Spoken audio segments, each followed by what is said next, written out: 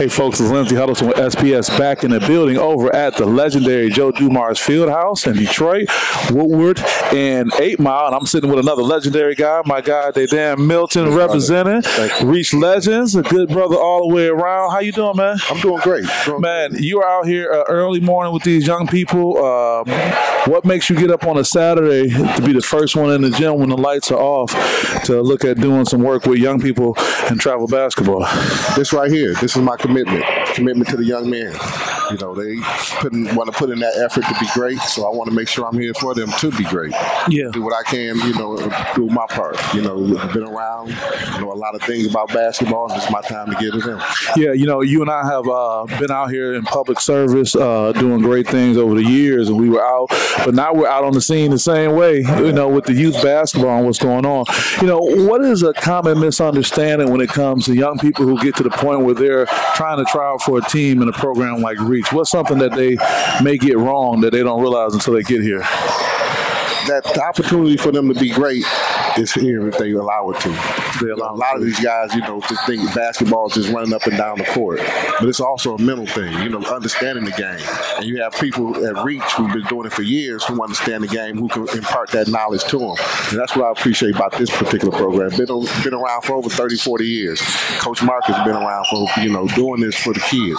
And to give them a chance to exposures, travel, see other things, you know, compete against other players around the country, not just the state of Michigan. Then when they see that, they see, okay, these opportunities for me to play against some of the top teams, the top players. This is what my game needs to be.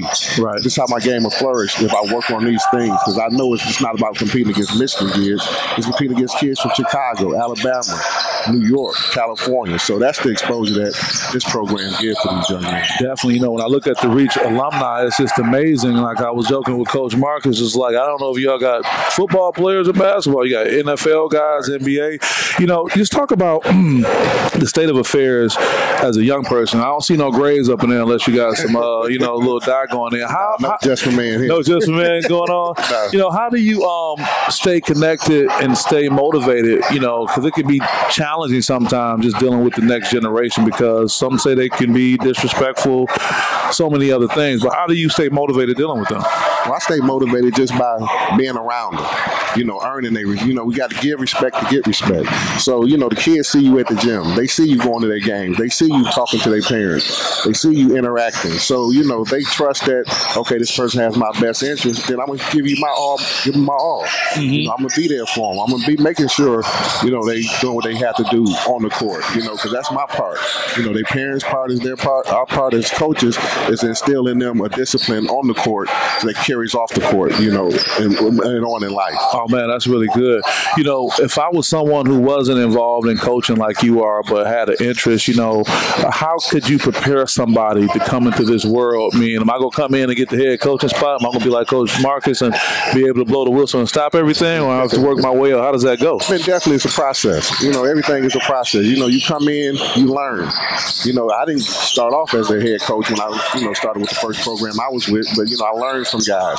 You know, Coach Hines and I have been doing this together for over 10 years now. Wow. That's my guy. So, you know, I know he knows what he's talking about. Y'all speak without speaking, man. Yeah, no question, no question. So, I mean, it's just, you have to come in and learn. You can't just come in jumping in right away because, you know, this travel basketball is not just you know, going around Michigan. You got to, you know, you got to drive these kids to these different places sometimes. And their parents got to trust you to, you know, drive them from Detroit to, let's say, Chicago. Yeah. You know, that's a big thing to me because I want to, you know, make sure we all are safe. Right. You know, the parents trust you, you know, to have their kids, so you got to make sure you know, that may be your road. Yeah. You know, starting off. You got to, you know, just drive around with your assistant coach there, but sure. You know, making sure the kids are eating, making sure they're getting the proper amount of rest because that's big too. You don't want to, you know, you might have an 8 o'clock game in the morning. And you just played at 9 p.m. the day before. Right. So now you got to eat something and then get ready for the next day, making sure you're getting rest and make sure the kids are in their room doing what they're supposed to do. Because if you try to get a scholarship, which ultimately that's, you know, a lot of kids go, some won't get it, some will. You got to make sure you properly prepare yourself for that. Yeah, I mean, you kind of read my mind when you talk about the scholarship part. I mean, what a great end goal, you know, but the other part is everyone doesn't get it. How do you have an honest conversation with an adult about what's going on, or even a student athlete about where they are, whether there's an opportunity for them to get a scholarship or not? Just being realistic with them. You know, you can't sugarcoat it. You know, some people aren't built for this, and that's fine. But you can go into sports in a different avenue. You know, you can go run a team, manage a team. You can go be a scout. You know, there's different avenues to this basketball. Right. You know, that's life in general. You know, everybody's not going to make it to college, whatever level, D1, D2, D3, JUCO. Your ceiling is maybe high school, and that's fine. Right. But do what you can do while you're there. Right. Maximize your potential while you are playing in high school. Yeah. Because it's going to carry you further because you're a teammate. You got teammates who entrusted you. So now when you go into the corporate world, you understand the mentality of being a part of a team. Yeah. And that's what I think and love about sports. It bonds you with people you may never see in life again, but you understand the concept of a team. You understand the concept of being a part of something. That is a great breakdown. I like that. I'm not going to keep you too much longer. I couldn't help it when you went through D1, D2, D3, and as our boy Derek Coleman said, hey, D-free. D-free, exactly. And I think it's important because it's this attitude, this D1 or bust attitude, and I'm going to come in and I'm going to get the shoe sponsorships, I'm going to get all this stuff, and as you're saying, it don't happen like that. It doesn't. I mean, you only get a few programs that have that type of privilege. And, you know, everybody want to be the EYBL. But that's not can be the end goal. You know, be a part of a program that wants you. Be a part of a program that's going to value what you bring to them. Not what you know, just sitting on the bench. That's not going to get you anywhere. Right. And these guys got to understand that. You know, I'm going to go to a program where I'm going to play, develop, get better. And then if I'm in an opportunity for coaches to see me, then they see that I can add some value to their program. Right. And that's all coaches want to see when they go out and watch these young men. Mm-hmm. How do you add value to what we're trying to do here at such and such university? I like that. And these kids have to understand that. You know, like you say, you got to be D1. That's a high level.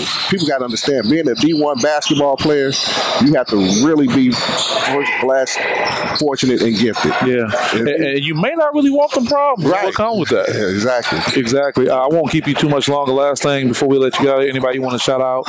Any final comments before we let you go? I just want to shout out my Ferndale team, to be honest with you. Okay. I know we in the quarterfinals. Shout out to Coach Enrichment of Ferndale. No question. And, you know, these young men have been putting in the work. I've seen it over the last 3-4 years. My son is there now. He's, you know, I moved him over there because I knew the type of environment it brings. Oh, yeah. I knew been knowing Enrichment for years. So I moved him over there because I want him to see high-level basketball. Right. Which you can attain if you work hard. Sure. So he's been over there working, and they're in the quarterfinals on Tuesday. Hopefully, you know, we get past there, we be at the Breslin. So oh, man, that'd be awesome. I want to shout out that Ferndale squad and tell them to go ahead and get that trophy. Go ahead and get it. Go ahead and get it. Rightfully so. A great man doing great things and so committed to the city, so committed to the community. And he's my guy. DeDan Milton. I appreciate you, brother. All the time. Lindsay Hudson with SPS over at R.E.A.C.H Legends. We'll see you guys next time. Peace.